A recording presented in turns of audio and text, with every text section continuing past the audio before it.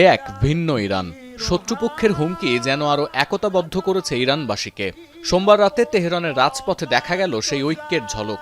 বিপ্লবের লাল আভা যেন নেমে এলো রাতের শহরে। হাতে জাতীয় পতাকা, কণ্ঠে যুক্তরাষ্ট্র ও ট্রাম্প বিরোধী স্লোগান।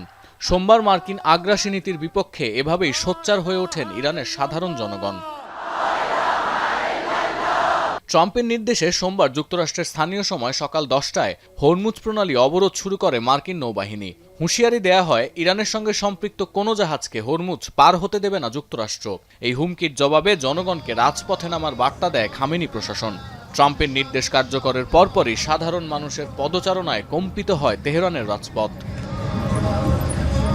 প্রতিবাদ সমাবেশে অংশ নেয়া ইরানিরা সাফ জানিয়ে দিয়েছেন, ট্রাম্পের ফাঁকা বুলির তোয়াক্কা করে না তেহরান।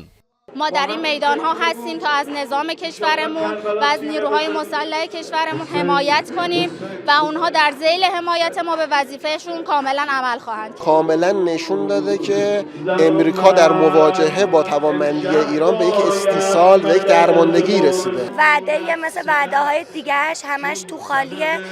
ما نه از تهدیداش میترسیم و نه اصلا ترسی داریم. মধ্যপ্রাচ্য বিশ্লেষকরা বলছেন, সরকার বিরোধী আন্দোলনের সময় ইরানের অভ্যন্তরে যে বিভাজন দেখা গিয়েছিল, ফেব্রুয়ারির হামলার পর তা অনেকটাই কমে গেছে। জাতীয় ঐক্য, মর্যাদা আর অধিকারের প্রশ্নে একাট্টা হয়েছে ইরানের সাধারণ জনগণ। বিশেষজ্ঞরা মনে করেন, মূলত ইরানের ওপর মার্কিন ইসরায়েলি আগ্রাসন জাতিগতভাবে ইরানকে আরও ঐক্যবদ্ধ হতে সহায়তা করেছে, যা আয়াতুল্লাহ খামেনির মৃত্যুতে আরও জোরদার হয়েছে। সতীর্থ কর্মকার, এখন বিশ্ব। 72 ঘন্টা ময়েশ্চার লক সমৃদ্ধ লিলি বডি ওয়াশ। শিয়া বাটারের গুডনেস স্কিন রিপেয়ার করে রাখে সফট ও